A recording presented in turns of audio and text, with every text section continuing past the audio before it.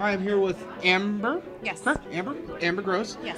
Graduated in '89. What do you think coming through these halls from '89 to now? I mean, it's changed a lot, I'd imagine. It has. It looks more like a college than Votech well, it was Votech many years ago, but.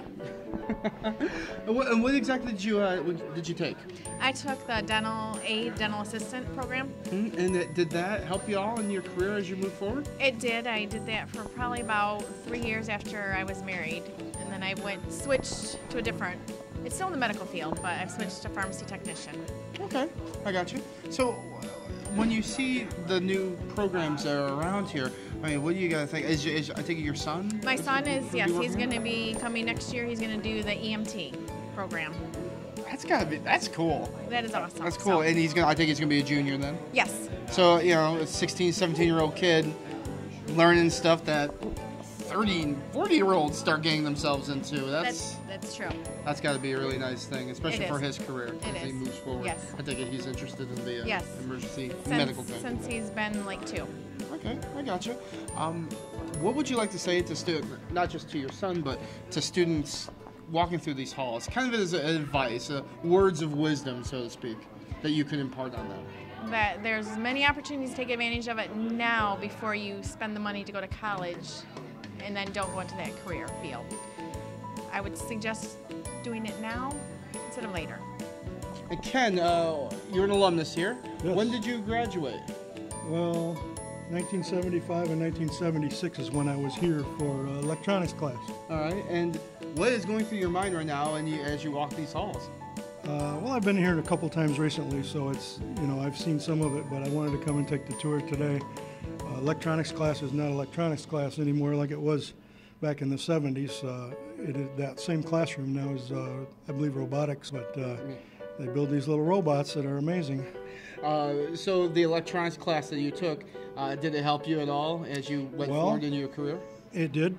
I still am into electronics. Any kind of electronic gadgetry is like a magnet to me, but I graduated in '76 and I did get a job in the electronics field. I repaired televisions and stereo equipment for a couple different places, and then I started my own business. I was downtown Adrian and Ken's TV service for quite a few years until TVs became disposable and had to find something else to do. So now I'm doing video production work like you guys. Well, as far as the changes go between what you learned in 75 and 76 to what they're learning now, it's got to be, it's night and day, right? Yeah, well, some of the classes I walk up and look through the window and it's just amazing. It really is technical. Everything, when they say tech center, they mean tech center because it's really technical.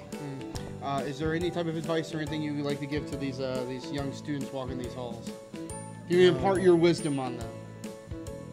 Wow, I don't know. Follow your dreams. Really find something. I've heard this so many times before. So find something you like to do, and it doesn't become a job. It's a career, but yeah, it's something you love doing, and that's the best way to go through life. The last question I want to ask you, as far as the tech center goes, how has it helped you? How do you see it helping these kids in the future? Well, when I see some of the courses now, they're doing the culinary and the medical field stuff. I didn't get a chance to go through too many of them, but it just gives them a great start in life to get out there and get their career going. I came to Votech in 1974 and 75, 2 years. And the second year went out to work at a print shop. So I was able to learn things like how to print things in the darkroom, how to make banners, how to make business cards, how to do all sorts of things that a print shop did manually. I was able to be involved with the MRI education department that they have. It's called SMRT, a Society to Teach MR Techs how to do their job. And I was in the ground floors back in 1992 when we first started the society, and I was blessed enough to be on their policy board. And the meetings had to be international every 2 years, and so I was able to go out to Australia and Berlin and Vancouver, neat places all over the world, and I was able to make more money and do more interesting jobs in that same field, so it was a no-brainer for me.